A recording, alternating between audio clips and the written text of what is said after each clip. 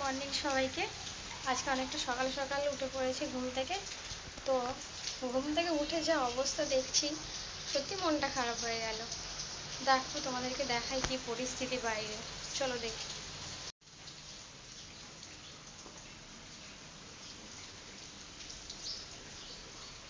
দেখো ঘুম থেকে উঠে দেখছি কোমর জল হয়ে গেছে।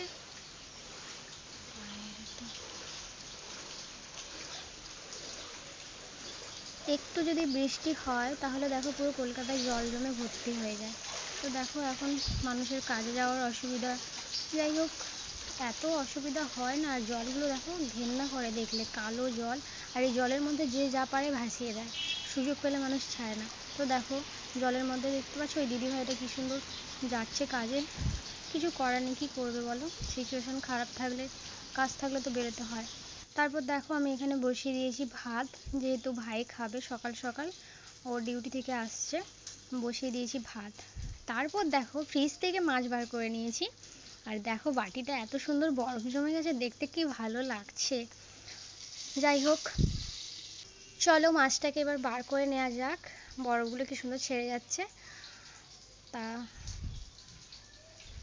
এই দেখো এখানে রয়েছে চিংড়ি মাছ, আর আজকে রান্না করব চিংড়ি মাছের মালাইকারি। তো তোমরা পুরো ভিডিওটা দেখতে থাকো শেষ অবধি, কেউ স্কিপ করবে না। আশা করি তোমাদের খুব খুব ভালো লাগবে। আর আমার এই ভিডিওর কোন পার্টটা তোমাদের ভালো লাগে কমেন্ট করে জানিও। এই দেখো সব মশলা আমি রেডি করে নিয়েছি, মাছও ধুয়ে রেডি করে নিয়েছি। এখন শুধু রান্না করার পালা। ঠিক আছে, তো চলো রান্নাটা তোমাদের সাথে শেয়ার করি। এই দেখো আমি এখন তেল গরম করে নিয়েছি আর দিয়ে দিলাম মাছ। তো একটা মাছ পড়ে গেল, এখন তুলে ওটাকে আবার ধুয়ে দেব। চলো বসিয়ে দিয়েছি মাছ ভাজা। আর এখানে দেখো মাছে কিন্তু নুন হলুদ দিয়ে আগে দিয়ে মাখাইনি। এখন আমি দিয়ে দেব নুন আর হলুদ।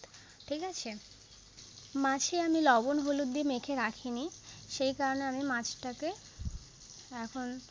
মাছে আমি এখন লবণ আর হলুদ দিয়ে নিচ্ছি। পরিমাণ মতন লবণ আর হলুদ দিয়ে নিলাম। দিয়ে তারপর দেখো ভালো করে একটু নেড়ে নিলাম, যার কারণে দিয়েছিলাম লবণ আর হলুদ, সেই কারণে সব একসাথে ভালো করে মেখে একদম নাড়িয়ে তারপর ভাজা করতে দিয়ে দিলাম। ভাজাটা বসিয়ে দিলাম ভালো করে।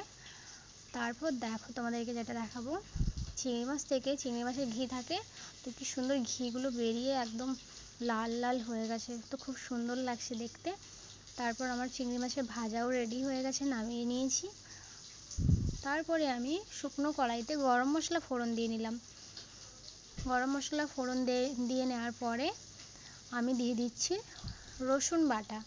তার কারণ অনেকে এখানে চিংড়ি মাছের মালাইকারিতে রসুন বাটা দেয়, আবার অনেকে দেয় না। তো আমি এখানে রসুন বাটা দিচ্ছি। তো আমি ভালো করে রসুনটা বাটা দিয়ে ভালো করে রসুনটাকে লাল করে ভেজে নেব। তো চলো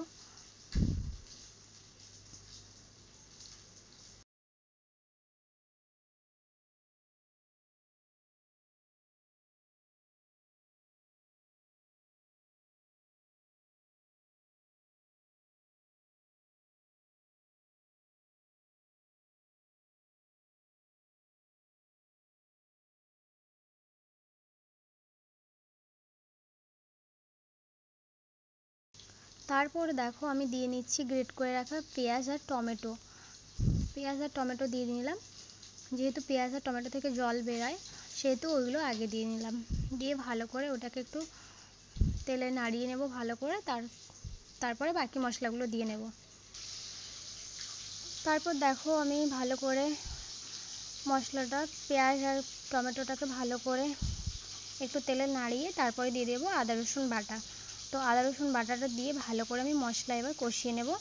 আমি লবণ হলুদ এবার দিয়ে নেব।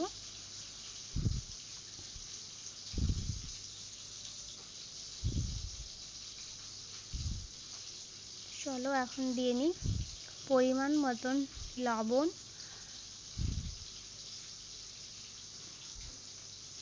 পরিমাণ মতন হলুদ,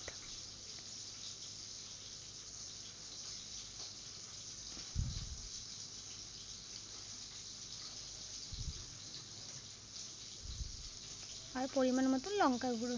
ঝাল যতটা যে যেরকম খাবে সেইভাবে লঙ্কার গুঁড়োটা দিলাম।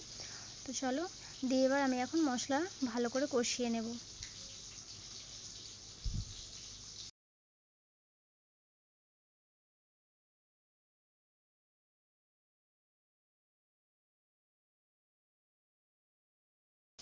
তারপর দেখো মশলাটা কষানো ভালোভাবে একদম হয়ে গেছে, তার কারণ মশলা থেকে তেল ছেড়ে দিয়েছে আর খুব সুন্দর হয়েছে। খুব সুন্দর করে মশলা কষানো হয়ে গেছে। এবার নারকেলের দুধ বার করে রেখেছি, এবার নারকেলের দুধটা আমি দিয়ে নেব। দিয়ে ভালো করে একটু হালকা নেড়ে নেব, মশলার সাথে ভালো করে মিশিয়ে হালকা করে একটু কষিয়ে নেব। তো চলো, নারকেলের দুধটা আমি এখন ভালো করে মশলার সাথে কষিয়ে নিচ্ছি।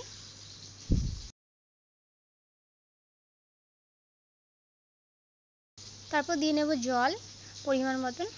এবার দেখো ঝোলটা ফুটে গেছে, এবার ভেজে রাখা চিংড়ি মাছগুলোকে আমি দিয়ে নেব।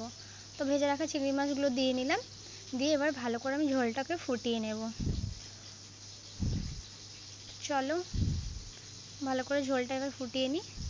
সামান্য একটু ফুটে গেলে আমার রেডি হয়ে যাবে আজকে চিংড়ি মাছের মালাইকারি। তো চলো, এবার দেখো ঝোলের কালারটা কি সুন্দর এসছে, দেখে মনে হচ্ছে এখনই খাই। চলো, আমার রেডি হয়ে গেছে আজকের ফাইনাল আমার চিংড়ি মাছের মালাইকারি, একদম রেডি। আর কালারটা যা এসছে বন্ধুরা, কেমন লাগছে অবশ্যই কিন্তু তোমরা কমেন্ট করে জানিও। দেখো ভাইয়ের প্রিয় দিদির হাতে চিংড়ি মাছের মালাইকারি।